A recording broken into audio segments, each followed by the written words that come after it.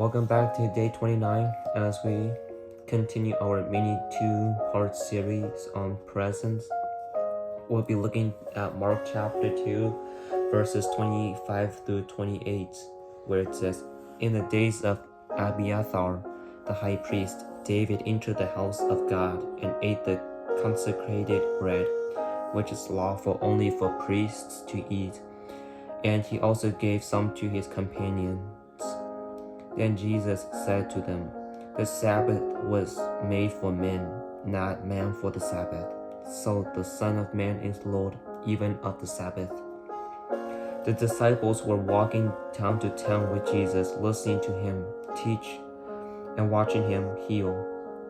More than that, they were getting to know him on a personal, intimate level. They were hanging out, telling stories, laughing, eating, and sleeping.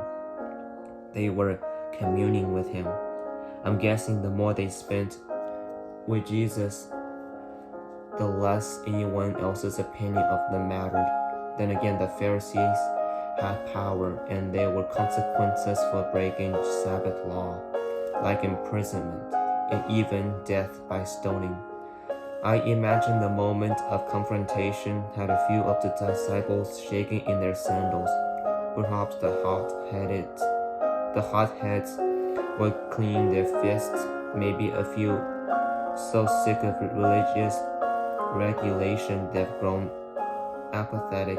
Regardless, all disciple eyes were on Jesus as he stood his ground in the field of grain. And then he took the ground and told them, The Sabbath was made for man, not man for the Sabbath. So the Son of Man is Lord even of the Sabbath. Two sentences that were not great for Pharisee relations. The Sabbath was made for man meant that one of God's purpose in creating the law was to bless. He wanted people to rest and refuel, to spend time with family and friends, and to be intentional about remembering his blessings, provision, and constant presence, self-care. The Sabbath was intended to be life-giving and in harmony with its first observance, the day God rested after creating all life. Conversely, not man for the Sabbath meant that man was not supposed to be burdened by the rule as if serving it. God simply desired communion with his people, avoid of the tasks that distracted them during the week. He wanted them to be present with him and for them to be more aware of his presence with him or with them. The basic requirements for any healthy relationship. But then the conversation got dicey. So the Son of Man is Lord even of the Sabbath. Up until that point, perhaps a few of the Pharisees were tracking with Jesus, lest we impinge kind David. Perhaps this plugging thing isn't worth our time. And he's right that God made the Sabbath for our good. Since these men were just eating and not cooking, we have probably been off a little more than we can chew here. No pun intended. Wait, did he just imply that he's Lord of the Sabbath? Yep, Jesus repeatedly referred to himself as the Son of Man, a reference not lost on the prophecy experts he was talking to. It's how Daniel referred to the coming Messiah in 6th century BC as Daniel chapter 7 verse 13. And now Jesus used it to refer to himself and assert the only logical conclusion: he is Lord. He rules over the Sabbath. First David, then Daniel. It was a 1-2 Old Testament punch that threw the Pharisees off balance enough to end the exchange right there. For the time being anyway. That's the irony. These Pharisees, regulations which protected the tabernacle pomp and circumstances, they adhered to and the Sabbath rest they so keenly enforced were all for the purpose of acknowledging and honoring God's presence. Yet standing in front of them was the one their lives revolved around, and they refused to see it. The disciples saw it. The needy people that came from far and wide saw it. But these men, so close in proximity to Jesus, both physically and intellectually, somehow could not. Perhaps if they had been more willing to set aside the distracting tasks of the day in exchange for more of God's presence, they would have, because He was in the room. So the prayer for today is, ask God to forgive you for when you have prioritized other things over His presence, and ask Him for eyes to see Him when He's there. So, as we move on to the reflection part, what do you prioritize over spending time in God's presence? What do you prioritize over spending time in God's presence?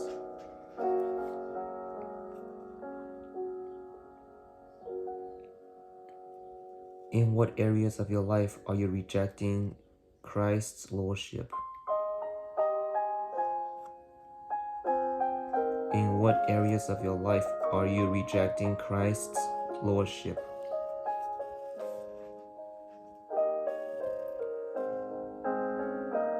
What is your favorite thing about spending time with God? And what do you need to change to be able to spend more time with Him?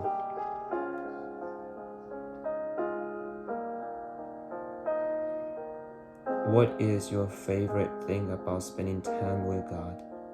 And what do you need to change to be able to spend more time with Him?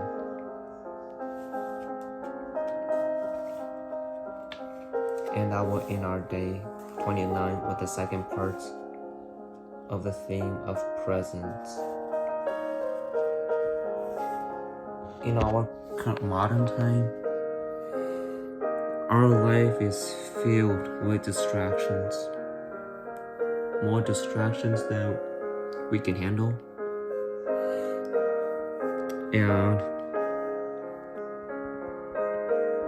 I'll be lying if I'd say that I spend most of my Sundays with God, because truth be told, I rarely do, in a sense where I feel like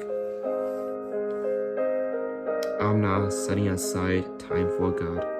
It's like I keep making excuses and, oh, I'm tired, so let me go take a nap, or let me be on my phone because of for whatever reason. And so I feel like in our modern time,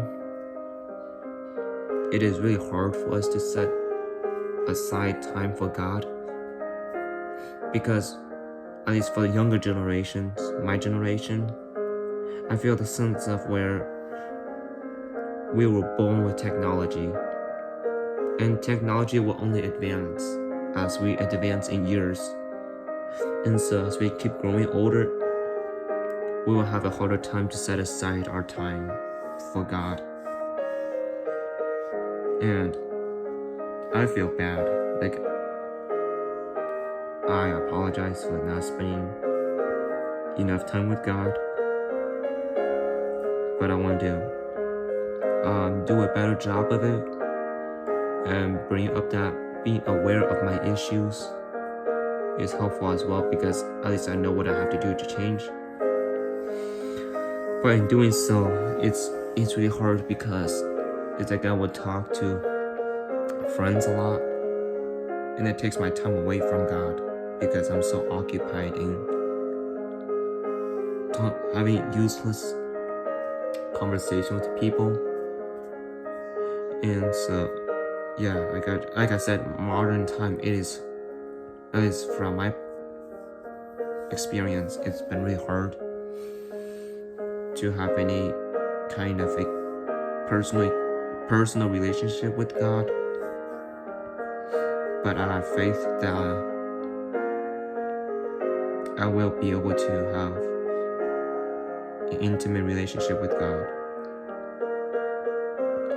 And that, I feel like the first step to that is fighting my temptation to be on my devices or making excuses for why I can't spend time with God. And so as we go into this week, and again, this is not just for Sundays, you could do this for any day. To be able to solidify your relationship with God, you're gonna have to spend time with God. Not just saying, oh God, I will spend time with you only on Sundays. But in my other days, I'm busy. It's like, I feel like to be able to spend time with God, I have to let God into my life so that He may know that, He already knows what we do daily, but it just helps our hearts to know, like, we have this attitude of wanting to change. And so, yeah, we just have to acknowledge that we want to change, because if we don't acknowledge it or are willing to change, then it's really hard for us to be able to change, because it's like, I don't know, it's just like, it's like, for example, like football players, they all want to be in the NFL since they set foot onto the football field.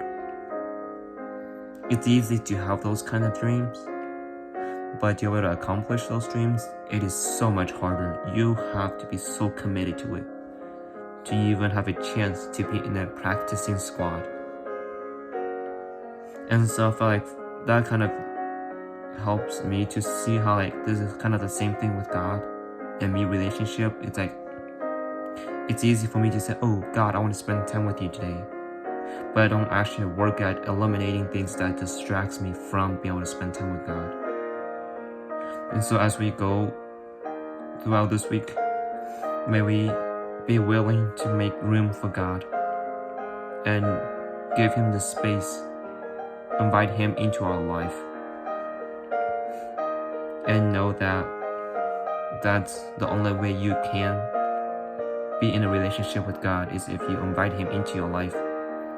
It's like, you can't say, oh God, I will invite you only to this part of my life because this is a better version of me than this other ugly version. Because I believe that God wants all of us, like every part of ourselves, to be present with Him. And so may you go walk with God today and for this upcoming week.